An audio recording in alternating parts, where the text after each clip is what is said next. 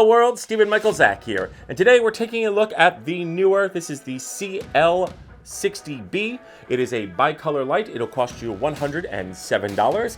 And yes, I did buy this with my own money, so these are my own brutal and honest opinions as always.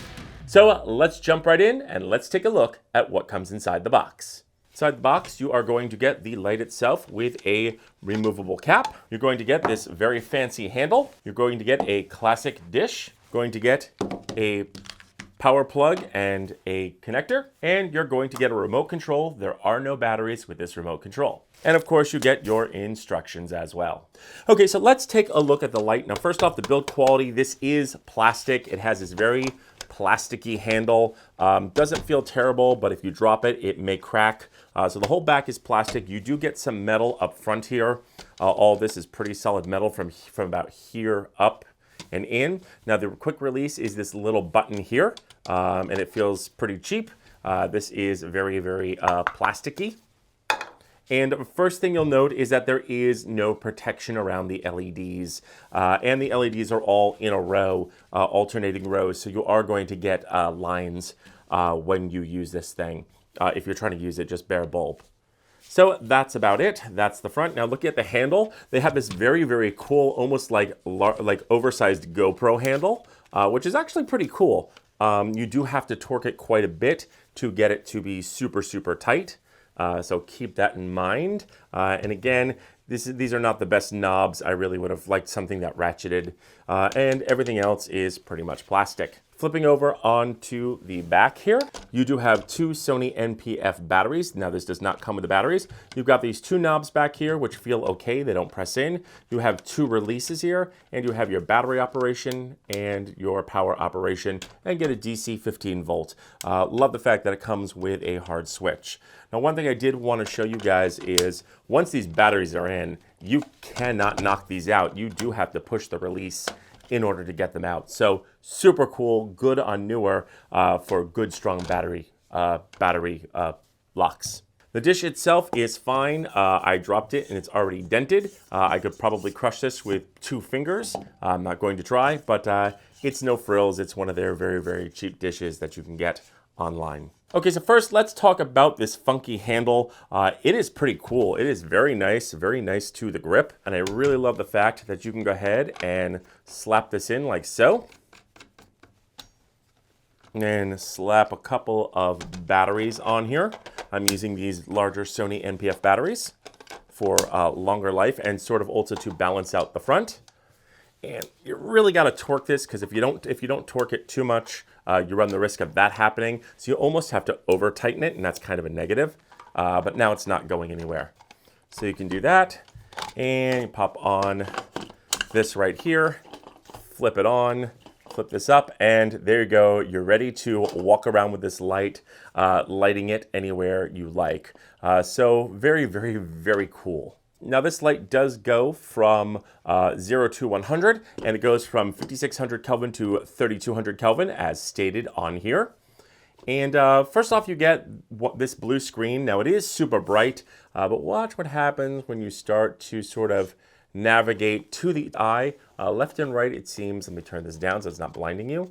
To the eye, it's okay. Once you get at an extreme angle, the screen does sort of, if you're not looking at it straight, it does start to disappear a little bit. But it does pretty well from side to side. It is doing a fairly well job of not disappearing. So very, very cool that is working. The screen's okay. And on the screen, you get your channel. It's set for channel 1. You get your group.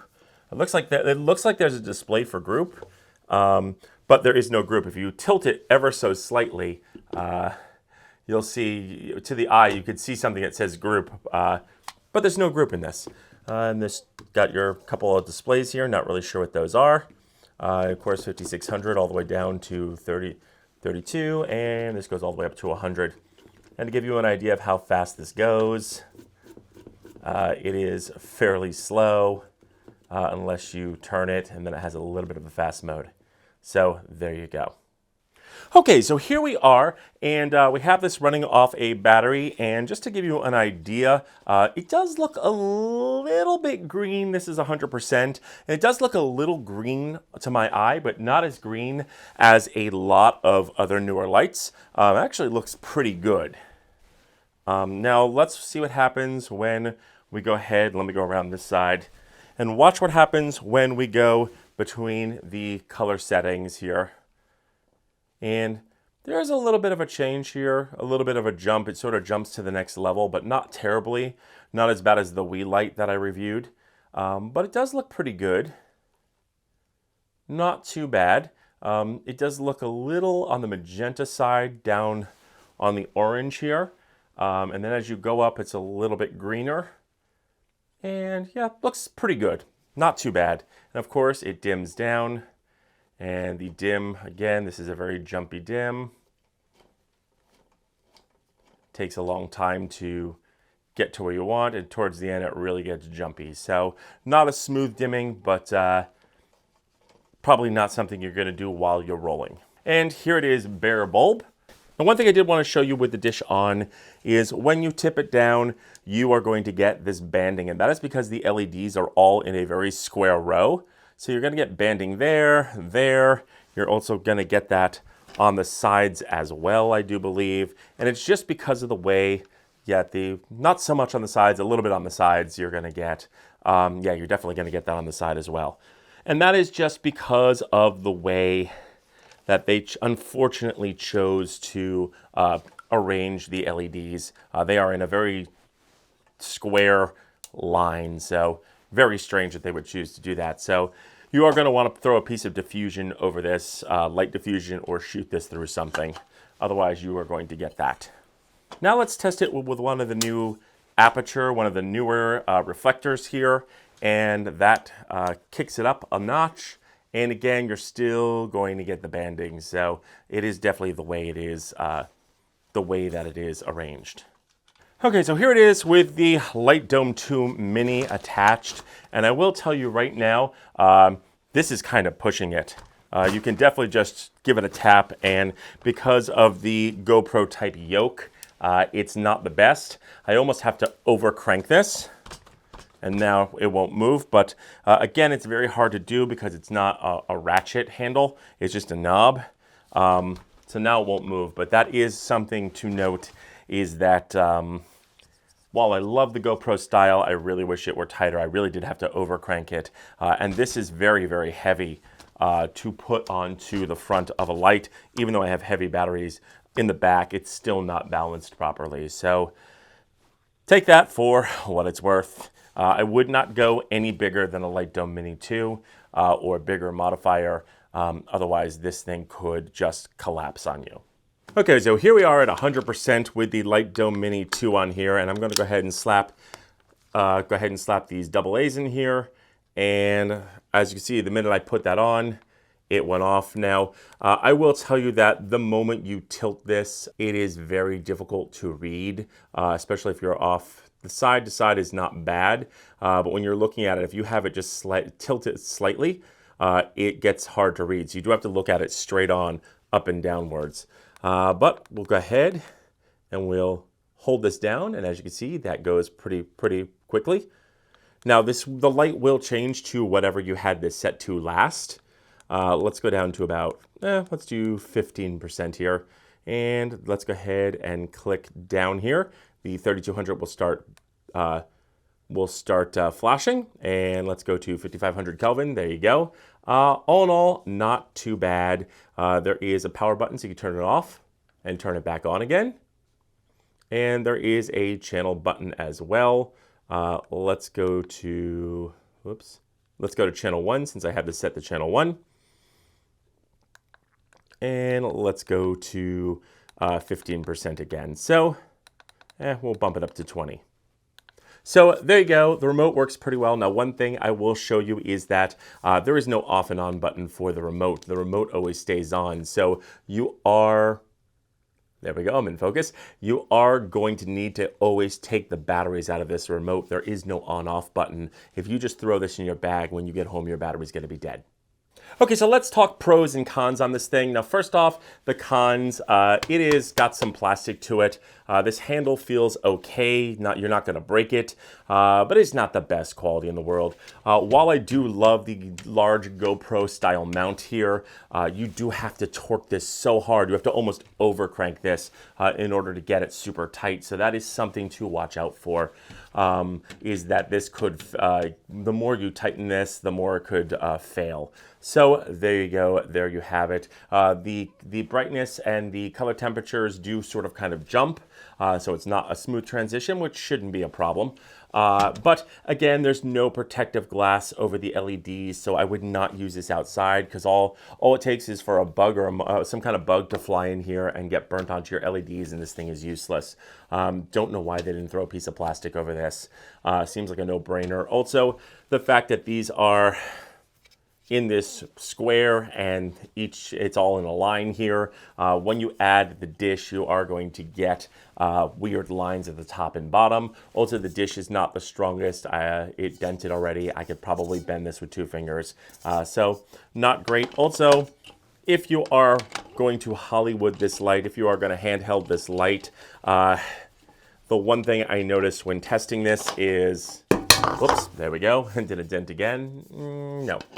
The one thing I did notice is this is very rattly, so just panning this over, you are going to get so much noise, and that is a huge problem when you are doing this. This really, if this is made to Hollywood, if this is made to be a handheld, you really, really need to make this tighter. It's just too loud. So that is definitely a downside with that. Also, the fact that putting a Light Dome Mini 2 on this thing is pushing it. I did not feel that it was weighted very well when on a light stand. It's very, very, very front heavy, even if you put heavy batteries on the back. So my suggestion would be maybe unfortunately, I don't know if they make a double V-mount kind of thing you could put on the back here, or if you figure out a way to mount a V-mount, or put a V-mount and then run a barrel cable into this and just put it on a stand. Anyway, yeah, it's not the most balanced thing in the world. Also, if this is not overcranked, you run the risk of that very easily. So you do have to really overcrank this. The cap is pretty cheap, and the last thing is with the remote. If you do not take the batteries out of the remote, the remote stays on. Even when you hit that off button, it's not going to shut off. So you will have to take the batteries out of the remote. Otherwise, your batteries are going to be dead when you get home. So those are some super, super massive cons there. Now, let's talk about the pros of this light. First off, you do get a remote. The remote works very, very well. You do get a dish, although be it cheap. And I do actually like this GoPro type handle. I just think that you needed more like a ratchet knob. You needed just a little bit stronger of a tightening mechanism, but it seems to be okay. We'll see how long it lasts. It's not the greatest thing in the world. And unfortunately, this is all one piece, so you can't replace it. But you do get this very, very, very beautiful, very comfortable handle, which I absolutely love. I actually think you could buy these separate. But this just feels really good in my hand. So very, very cool. Some other pros with this thing, these battery locks are excellent. They are not letting go unless you press that down. That is super awesome. Pretty rock solid. You get a very, very nice screen. At certain angles, it's unreadable like the remote, but it's not too bad. It's nice and bright. You get your controls. They're very simple. The knobs are cheap plastic, but they feel fine. They don't feel like they're going to break. And that's it. You also get a small power pack here, which I like. Now, there is no way to attach this power pack to a light stand. There's no cradle or anything, so you will have to figure that out yourself. But all in all, this is not bad. Now, who is this for? Well, if you are just starting out and you're doing interviews and you want something small, light, and compact, and you just want to go just get started, this isn't bad for $107. Now, there are things out there that are maybe a little bit more expensive and would probably be better and would probably do more, like the Suit Photo, and I'll leave a link in the notes below to that. I reviewed it right there, so you can take a look at that. But this isn't bad, especially for something for Neewer that is hit or miss. Now, one thing I find with Neewer products is sometimes the LEDs are somewhat on and sometimes they skew a bit green or magenta, and that is between units, so that's the same light between different lights, so that is something to watch out for. Please let me know in the notes below if you've tried a couple of these and if you've seen any difference in LED color. Unfortunately, I have two mattes that two C80s from Neewer. I think I did a review right there. I'll post it right there if I get it. And I bought one, and I bought a second one, and the second one was super green. So I returned it, got a third one, and a fourth one, and a fifth one. And for some reason, the first one I bought, it has really good color rendition, whereas all the others are green. So got to watch out with Neewer just to make sure that their LEDs sometimes skew in color. But if you're just starting out, this is pretty nice. I will say that it's a little bit front heavy, but if you want something nice and small, compact, and super cheap, this will definitely work if you are a newbie.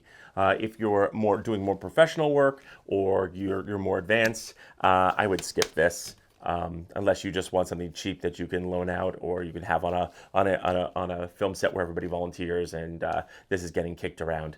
But that's it. Those are my thoughts, but I want to know yours. So leave your questions and comments in the notes below. Also, don't forget to like, share, and subscribe. And don't forget to mash that bell button to be notified when we drop a brand new video. And feel free to use the links below as it helps out the channel. I'm Stephen Michael Zach, and this is new to me.